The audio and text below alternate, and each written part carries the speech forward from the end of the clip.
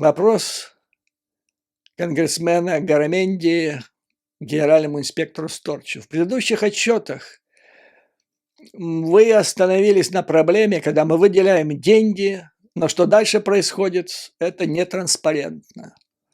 Это он отвечает, значит, как деньги используются. Он говорит, ну, раньше это было, мы выдали деньги, те получили, получатель принял, а потом мы не знаем, что с ними происходит. Но сейчас опять, вы понимаете, вот что он говорит, это вот сейчас. Год прошел, ни черта не было сделано, а вот сейчас мы вводим механизмы, которые сделают расход этих дел в их использовании транспарентным. Вы понимаете, зачем они вот это все сделали? Потому что в течение года это не делалось. И это можно было понять, потому что война невиданная со времен Второй мировой войны. То есть надо принимать решения, быстро все это поставлять. Война, большая, самая крупная война в Европе с конца 1945 года прошлого века. Не до этого, как говорится. Но теперь пришли эти буйные и кричат, нас ограбили. Вот я вам расскажу дальше, как они плачутся здесь, как ограбили американских налогоплательщиков. И теперь надо срочно и демократам в Палате представителей, и республиканцам, неорейганистам срочно предварительно создавать себе редут обороны против тех буйно помешанных. Вот. Поэтому сейчас они кинулись и объясняют, там, что мы сейчас уже делаем, вот сейчас мы все начали делать. Ну и вопрос, то есть мы делаем систему. Вопрос, но нашли ли вы какие-то проблемы с оружием или деньгами в своих предыдущих расследованиях? Ответ. Мы работаем сейчас над созданием надежной системы.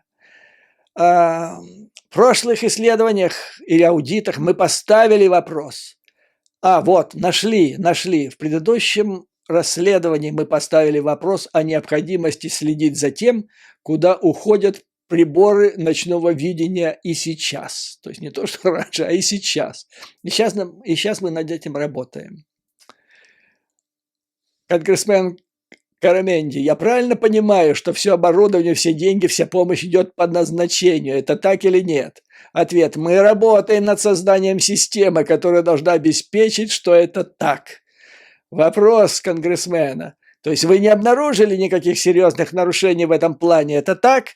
Ответ. Мы работаем над системой, которая должна...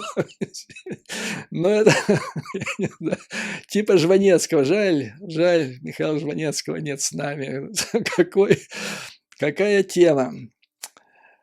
Конгрессмен Уитман из штата Вирджиния. Когда вы заказываете боеприпасы, их количество, как вы определяете, какое количество вам надо, на каких основаниях, на каких критериях? И если у вас какие-то красные линии, когда вы определяете, что в каком-то количестве, какие боеприпасы поставлять и в каких количествах. Это важный вопрос, потому что это касается в том числе Атакамс. Замминистра обороны Колл отвечает. Откровенно говоря, в настоящее время мы не сдерживаем никакую помощь Украине из опасений, что это может привести к эскалации. Это важнейший вопрос, господа, потому что до сих пор было, и мы с вами обсуждали, что, помните, у них тактика была, переходим брод, перескакивая с камушек на камушек, потому что боимся, или кто-то там в Пентагоне, в Белом доме, тонкокожий боится эскалации, красную линию, все, поставили крест на ядерных пугалках Путина, поставили крест теперь на опасения эскалации на красных линиях. То есть, по большому счету, получается, что никаких, по идее, препятствий по существу перед поставкой Атакамс не должно быть. Дальше. Замминистра обороны продолжает. Сейчас помощь определяется, объем помощи, номенклатура того самого вида вооружений определяется нашими представлениями о том, что Украине нужно именно сейчас на поле боя, в рамках тех денег, которые нам выделили. Это очень важно, мы дойдем до этого дальше. Мы также принимаем во внимание, чтобы это не подорвало нашу безопасность, критической ситуации, если она возникнет в других частях мира. Но мы также консультируемся с разведкой, чтобы понимать возможные риски и соизмерить эти риски с теми потребностями, которые существуют на поле боя. Это очень разумная постановка вопроса, потому что речь идет о оправданном риске. Как в разведке, так в военном деле риск есть, он должен быть оправданным, вот они об этом и говорят. То есть, если раньше нам говорили, что атакамс нельзя, там, потому что там, территория куда-то залетит, кому-то кто-то что-то обещал, то теперь все, по идее. Все. Вопрос о красных линиях и опасении эскалации тоже снято с повестки дня. Удивительно, то есть столько табу снято, вернее, стало известно. А снятие – это уже третье табу. И об этом стало известно в ходе этого слушания. Я не пожалел, что я потратил 2,5 часа, читая это и конспектируя. Конгрессмен подчеркивает, получив этот ответ, конгрессмен Норкрост говорит: я рад услышать это, что мы не сдерживаем свою помощь из-за всяких там красных линий, что мы предоставляем ту помощь Украине, которую считают необходимой сейчас на поле боя для украинцев. Вопрос в другом, а не произойдет ли в Украине так, как в Афганистане, где из-за коррупции не удалось создать не удалось создать эффективные вооруженные силы? Ответ. Украина – это не Афганистан. В Украине другой народ, другое образование у людей. У них уже есть армия, и была, когда до того, как мы начали оказывать помощь, не надо было создавать это совсем с нуля. Ну и потом у нас есть опыт в Афганистане, говорит доктор Кол, поэтому мы используем этот опыт и сейчас. Следим за возможностью коррупции, для этого у нас есть DCIS, вот этот служба по расследованию по уголовным делам по всему миру, которая следит по всему миру, не появляется ли там какой-то вид оружия, который был поставлен в Украине. Кстати, господа, если у кого-то появится реальная информация по этому поводу, сообщайте. Я могу довести это прямо до DCIS. По словам доктора Кола, замминистра, начальника Пентагона. Пентагон заключил контракты на $2 миллиарда с ВПК на дополнительное производство боеприпасов и различных видов вооружений для Украины, что включает в себя стингеры, джавелины, снаряды, для хаймарсов, для Патриот. Основное внимание сейчас, самый аврал, это форсированное увеличение производства боезарядов. Я вам говорил, что они должны за несколько месяцев увеличить на 500%. То есть дальше мы увидим ответы, что в России как раз сейчас ситуация с этим делом просто критическая. Но на это потребуется время, говорит Кол. Вернее, как, на поле боя в Украине или Украине необходимо время. Первое – для достижения победных результатов на поле боя, затем для начала переговоров, урегулирования с позиции силы, потом сами переговоры, и в это время Украину нужно будет вооружать, чтобы Путин не опомнился и не начал опять агрессию. Поэтому этот проект вооружения Украины должен быть длительным. И поэтому, мы заложили инвестиции уже примерно на 5 лет. Из-за чего я делаю успокаивающий вывод, что Украина будет вооружена как минимум в течение 5 лет по полной программе. Ну и дальше, мы увидим, что и дальше. Это так, просто вторая подобная авантюра у Путина уже не получится. Вопрос. Ну да, то есть мы надеемся на быстрое окончание войны, но должны планировать в долгую, спрашивает конгрессмен. Ответ замминистра обороны. Мы будем помогать столько, сколько понадобится. Мы докажем Путину, что он не сможет перетерпеть, то есть пересидеть, переждать, перетерпеть нас и Украину. Если он на это надеялся, то это одна из его очередных фатальных ошибок. Мы поставляем в каждый момент то оружие, которое необходимо на данном этапе. На данный момент наш акцент на современную систему ПРО, противовоздушной обороны, Патриот и так далее, и на механизированные системы, танки и БМП. И так будет продолжаться и далее. Помимо того, как будут изменяться потребности вооруженных сил Украины, мы будем представлять новые, другие системы оружия в других количествах, чтобы украинцы смогли защитить те территории, которые они отвоюют от русских, и чтобы они не позволили русским опять захватить те территории, которые Украина только что от них освободила. Ну, по-моему, исчерпывающий ответ. Конгрессмен спрашивает: думаете, у нас получится? Ответ: да. Мы не знаем, как конкретно будет развиваться динамика боевых действий, но мы уверены в одном: Россия уже проиграла. Они не захватили и не захватят всю Украину, как планировали. Они хотели расколоть НАТО, но теперь НАТО крепче, чем когда-либо. Они хотели выйти из этой войны с мощной Россией, играющей ведущую роль в многополярном мире. Но Россия выйдет из войны как разбитая в военном плане страна. Наша цель стратегическая, внимание, состоит в нанесении поражения Путину. Я уверен, что это так и будет. Исчерпывающий ответ о целях, задачах Соединенных Штатов в войне. Ну а теперь перейдем к траге веселому.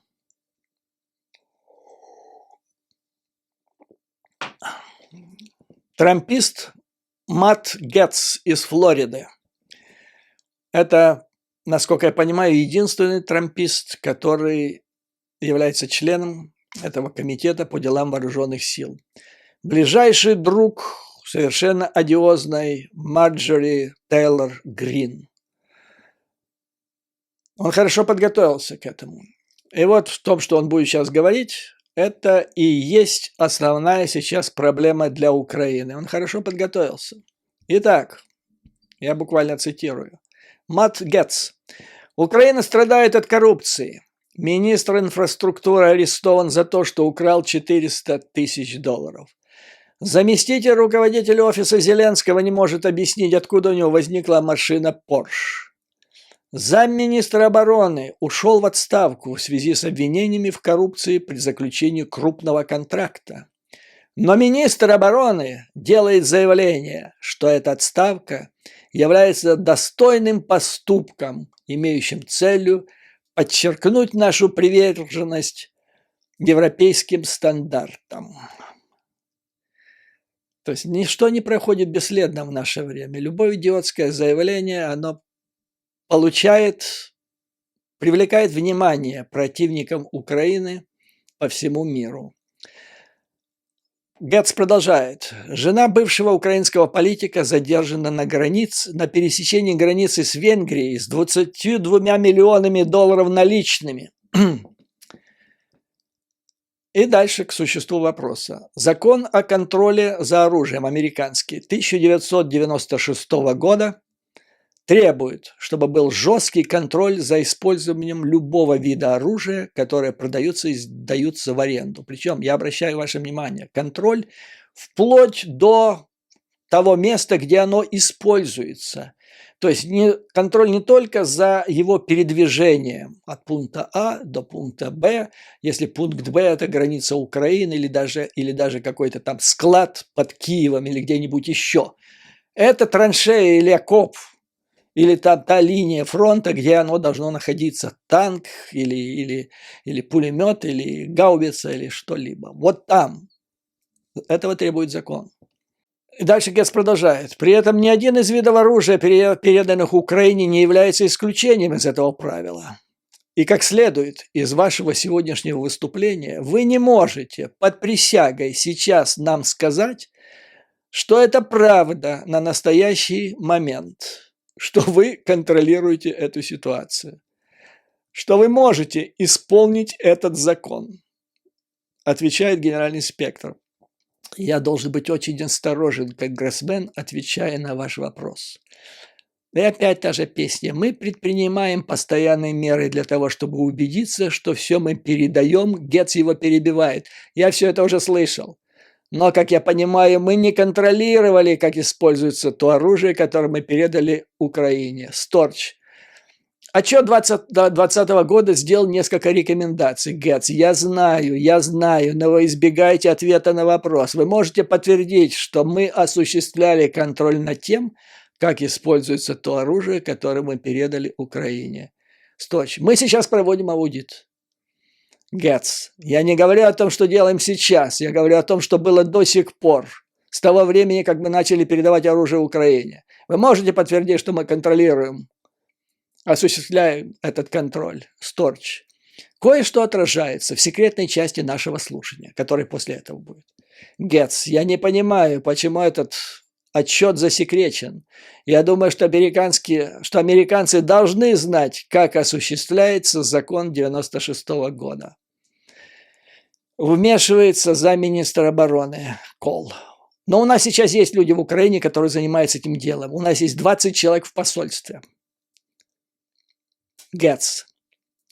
А батальон Азов получает какие-либо оружие от нас? У меня есть информация Global Times, это официоз китайский, я вам неоднократно говорил, о том, что Азов получает оружие американское, начиная с 2018 года.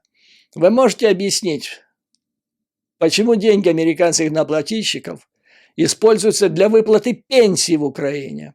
Какую пользу это приносит нашей стране? По данным американского правительства, в 2022 году в США недоплатили пенсию на сумму в 1,4 триллиона долларов. Я не ручаюсь за цифру, конечно, но он ее назвал. И там никто не опроверг. То есть что-то там где-то есть. В каком виде это не доплатили, Бог его знает, но вот он привел. И вот мы имеем, внимание, коррумпированное украинское правительство, генерального инспектора США, который не может утверждать, что производится полный контроль над всем, что мы передаем. И президент Байден при этом говорит, что мы должны платить пенсии Украине. Как это получается? Вот, господа, линия атаки МАГА. И они могут сделать много гадостей. Очень много гадостей. То есть они могут превратить Палату представителей в бедлам, потому что они практически свернули в бараний рог спикера Палаты представителей, когда его избирали. В этой ситуации, господа, я считаю так, что коррупция среди высокопоставленных чиновников, да и вообще чиновников в Украине, должно быть рассматриваться как государственное преступление, которое как Кремль, вы обратите внимание, здесь не ссылается на то, что Кремль там что-то сказал, или там КГБ с ФСБ доложили. Здесь ссылается на то, что делают коррумпированные чиновники, которые вот они своей ненасытной коррупцией, жаждой сделать бабло на крови, они наносят страшный удар по национальной безопасности страны и ставят ее под угрозу. Это мародерство. Дальше слово переходит к конгрессмену Карбаджал из Калифорнии. Это правда, что у России в 6 раз больше артиллерии, чем у Украины? Кайл, замминистра обороны, уже нет. Они потеряли огромное количество артиллерии. Вопрос, насколько вы уверены в том, что украинцы удержат ту территорию, которая сейчас под их контролем? Ответ. Я не вижу в обозримом будущем никаких признаков того, что Россия может совершить крупное наступление и захватить большие куски новой территории в Украине в течение, скажем, следующего года. Мы делаем все возможное, чтобы украинцы могли предотвратить такое развитие событий. И делаем все возможное, чтобы, напротив, украинцы могли сами перейти в наступление и отвоевать больше территорий, больше временно оккупированных территорий. Американский народный конгресс щедро выделили в прошлом году 31,7 миллиарда. Это на помощь в области безопасности. Не вся. Это не касается экономической, гуманитарной. На помощь в области безопасности. И у нас еще с этого осталось 12 миллиардов. Вот, господа. запомните эту цифру, осталось 12 миллиардов долларов до конца практически этого года. А дальше неизвестно, удастся ли выбить еще. Но есть надежды. Я обращу ваше внимание на это. Но пока вот сейчас 12 миллиардов. Все. И Украина должна дальше получить дополнительную помощь. И если мир отвернется, мы и мир отвернется от Украины, то преимущество перейдет к России. Вопрос. Как вы думаете, сколько еще раз Конгресс должен будет выделять деньги Украине? Ответ. Трудно сказать, потому что мы не знаем точно динамику дальнейшего развития конфликта. Война может закончиться через 6 месяцев, может через 2 года, может через 3. Но президент Байден сказал, что мы будем с Украиной столько, сколько потребуется. И у нас сейчас здесь с вами идет конструктивная беседа. Правильно, если убрать этого Гетца. Конструктивная, нормальная беседа, которую люди все понимают. И мы надеемся, что Конгресс будет продолжать выделять деньги на эту помощь. Вопрос, как должен закончиться этот конфликт? Если это мир, будет мир, то как он должен выглядеть? Ответу. Россия должна будет покинуть те территории, которые она оккупировала в Украине. Условия окончательного урегулирования будет определять Украина, а наша позиция состоит в том, чтобы поспособствовать тому, чтобы на переговоры Украина пришла с позиции силы. Конгрессмен Валц из Флориды. Наша политика сдерживания отношений России работает? Ответ. Сдерживание России в отношении США и НАТО работает, но она не сработала в отношении ее нападения на Украину. Но тогда вопрос, так может быть, сколько мы не будем давать денег Украине, мы так и больше и не сдержим Россию. Получается, что нельзя ее сдерживать. Не получается. Ответ Кола. Это сейчас вопрос разделяет наше разведывательное сообщество. Многие считают, что сколько бы мы ни дали помощи Украине до российского вторжения, это Путина все равно нельзя было бы остановить. Он принимал неправильное решение на основании массы неправильно понимаемых факторов. Дальше зашел вопрос о F-16. Очень важный. Для многих вас послушаете. Ему задали вопрос, тренируем ли мы пилотов украинских на F-16? Нет, потому что F-16 это не самый актуальный вопрос, который стоит сейчас перед нами. У нас есть более срочные дела, и у нас осталось всего 12 миллиардов. Там нет денег для F-16.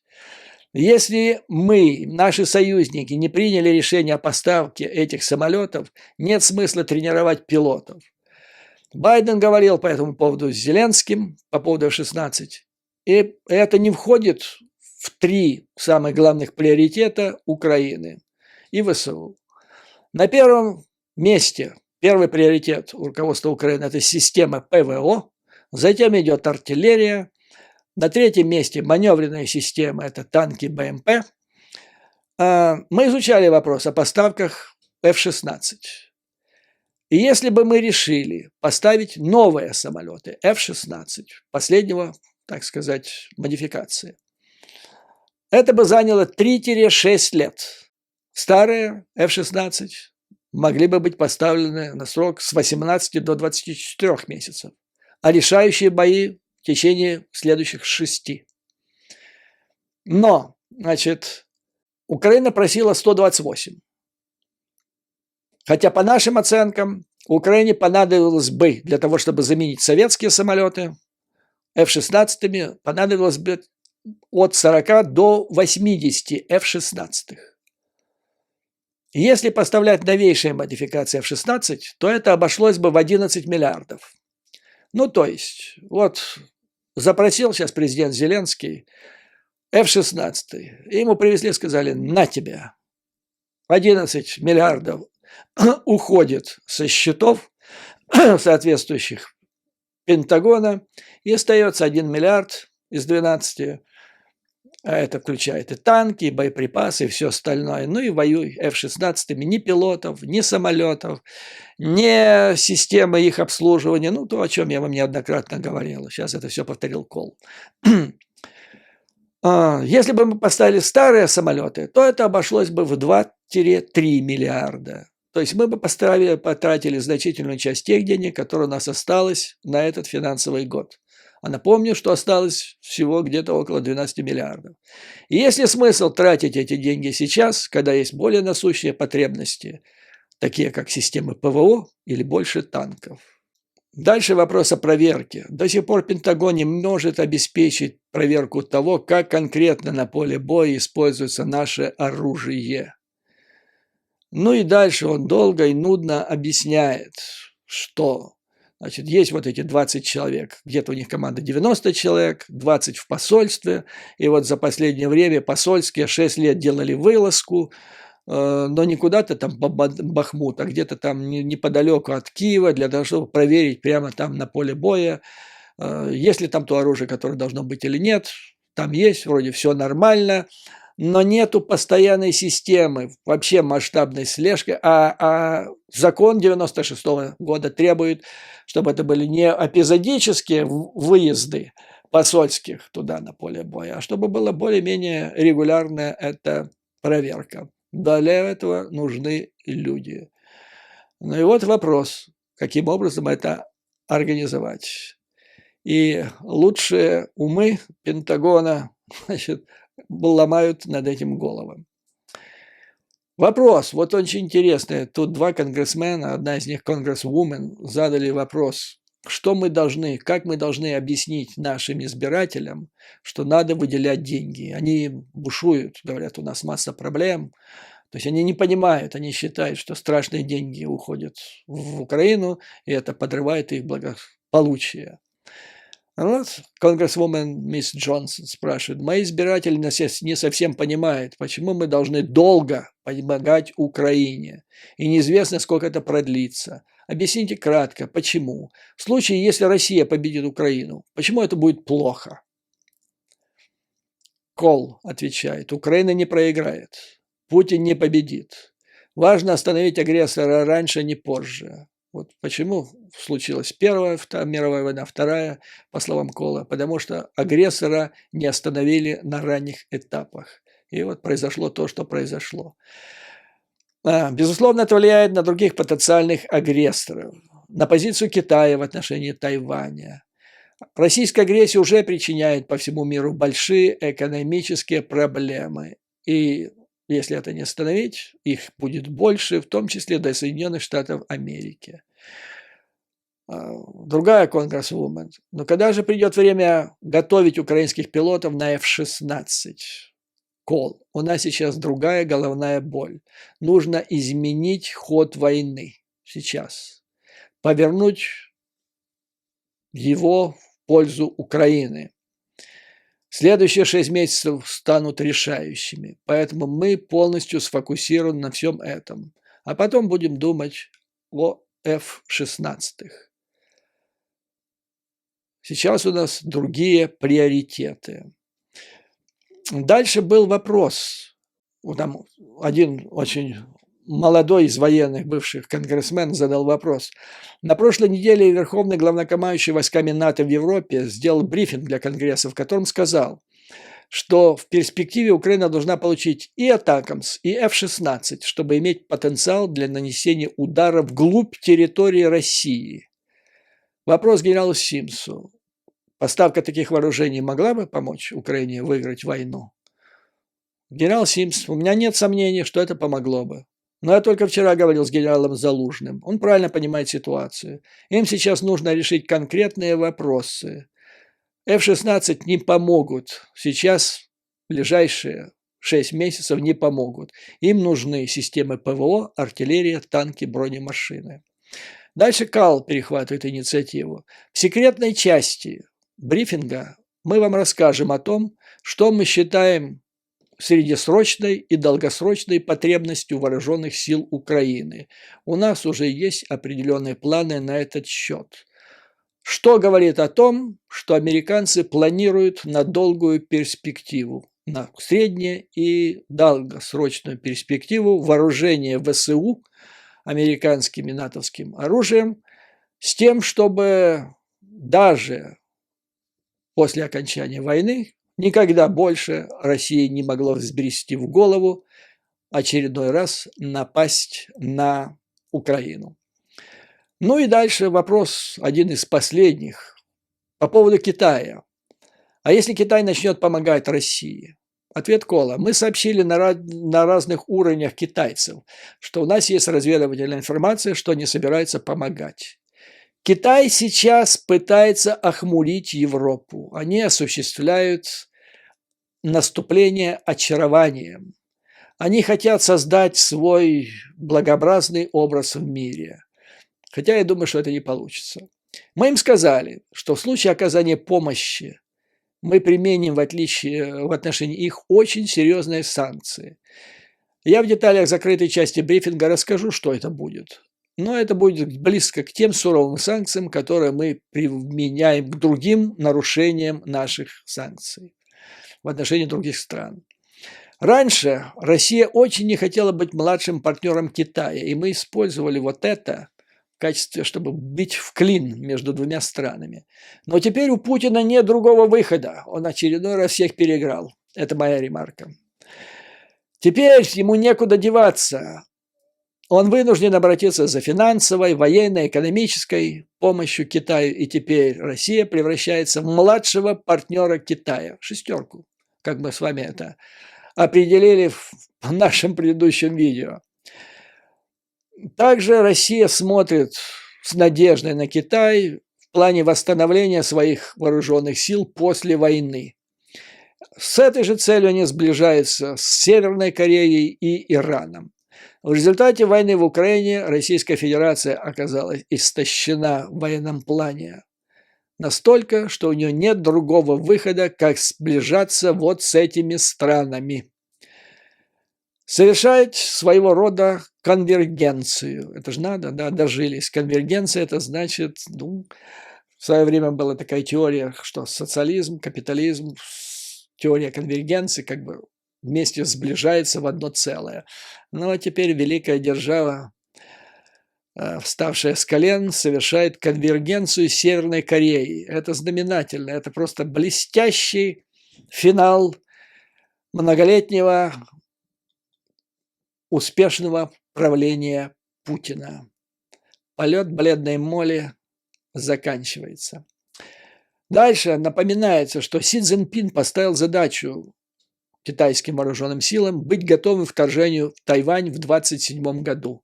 Тот один из американских генералов, по-моему, месяц назад сказал, что очень опасается. На это Кол говорит, но это же не значит, что они приняли или примут решение. Быть готовым не значит, что они это сделают.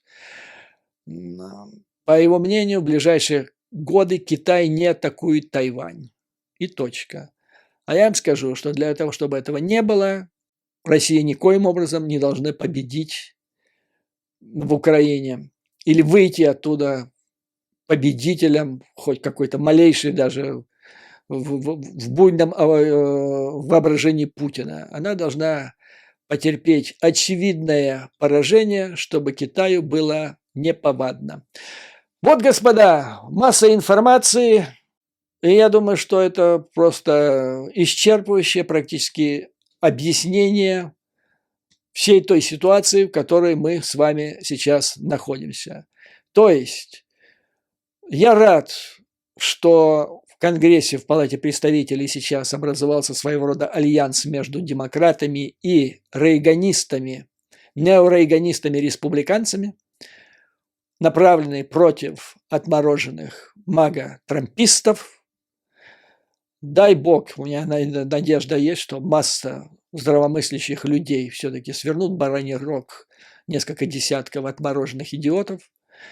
Хотя бои будут напряженными, и, как следует из высказывания, особенно замминистра обороны, есть серьезные надежды, что Украина получит дополнительную помощь уже в этом году в дополнение к 12 миллиардов. То есть Я не вижу здесь теперь препятствий в поставках дальнейшей американской помощи до полной окончательной победы Украины. А речь идет именно об этом. Ни истощения Украины, ни борьбы вот этой мути до последнего украинца, ни истощения России, понимаете, за счет Украины, и чтобы война длилась как можно больше. Речь идет о том, чтобы как можно быстрее победа Украины. Единственный вопрос сейчас, то есть оружие дается, то, что американцы считают наиболее оптимальное для достижения поставленной цели сейчас на поле боя, не там через 3-5 лет, а вот именно сейчас. Единственный сдерживающий фактор, как я понимаю сейчас, самый серьезный, это вот деньги. Есть у них бюджет вот сейчас, и они на этот бюджет смотрят, какие поставить самые эффективные системы. Красные линии летят к чертям. Опасность эскалации до применения ядерного оружия в сторону. То есть из рук Путина выбито этот ядерный причиндал или шантаж ядерной дубинкой. Поэтому атакам, как только, так сразу. Я теперь не вижу причин после вот этого открытого, это не секретно там говорили, это открыто, публично было заявлено. Я теперь не вижу причин, почему не должны поставляться атакамс, тем более после Storm Shadow. И не вижу, почему теперь Storm Shadow не должны поставляться. Короче говоря, господа, я с большим оптимизмом смотрю на весенне-зимнюю кампанию. Кстати, сегодня New York Times вышла со статьей о том, что последние 3 недели, а я об этом даже не слышал, не знаю, слышите ли вы, под Угледаром состоялись крупнейшие танковые сражения, сравнимые со сражениями Второй мировой войны между, естественно, ВСУ и российскими, где еще не успели подойти западные танки. ВСУ сражались на танках, не на самых новых советских танков, и нанесли сокрушительное поражение агрессору, уничтожив не менее 130 танков массы живой силы. Почему?